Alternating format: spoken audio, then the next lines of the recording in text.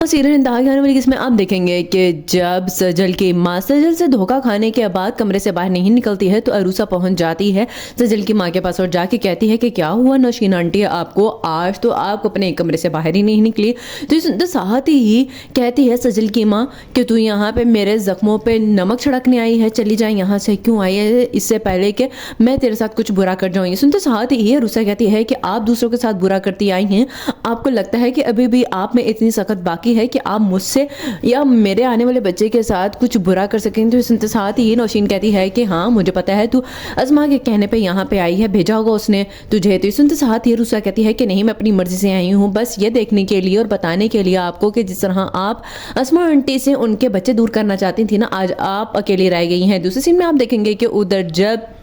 नवीद कहता है अनम से कि देखो तुम्हें परेशान होने की ज़रूरत नहीं है, मैं हूँ तुम्हारे साथ, जब तक मैं तुम्हारे साथ खड़ा हूँ ना तब तक देखना कुछ भी नहीं हो सकता है। सुनते साथ ही अनम कहती है कि आप क्या कर लेंगे ये बताएं मुझे, आपने क्या फाहद का जाके गिरेबान पकड़ा, नहीं पकड़ा ना उसे, बस मेरे सामने घटिया बोल के फारिग हो गए हैं। तो सुनते साथ ही नवीद कहता है कि तुम्हें क्या लग रहा है मैं इतने आराम से बैठा हुआ, नहीं, मैं फाहद से कुछ भी नहीं पूछूंगा ना उसके साथ करूंगा, बल्कि असल में जो फसाद डाल रही है सज्जल उसका मैंने बंदोबस्त कर लिया है। सुनते साथ ही अनम कहती है कि और क्या बंदोबस्त कर लिया है, यही कि वो इस घर में दाखिल नहीं होगी। तो सुनते साथ ही नवीद कहता है कि हाँ वो इस घर में क्या, अब तो वो फहद के ऑफिस में भी दाखिल नहीं होगी क्योंकि अब उसके बुटीक पे पड़ेगी रेट। लास्ट सीन में आप देखेंगे कि उधर जब अहमद असद से कहता है कि असद भाई आपको पता है कि मैं बिल्कुल ही अकेला होकर रह गया हूँ, मैं तो चाहता हूँ कि अब मैं अपनी माँ को भी इस घर से निकलवा दूँ। तो सुनते साथ ही असद कहता है कि तुम शायद भूल रहे हो कि ये घर उनके शोहर का है, उस हिसाब से वो इसमें हिस्सा रखती हैं। ये सुनते साथ ही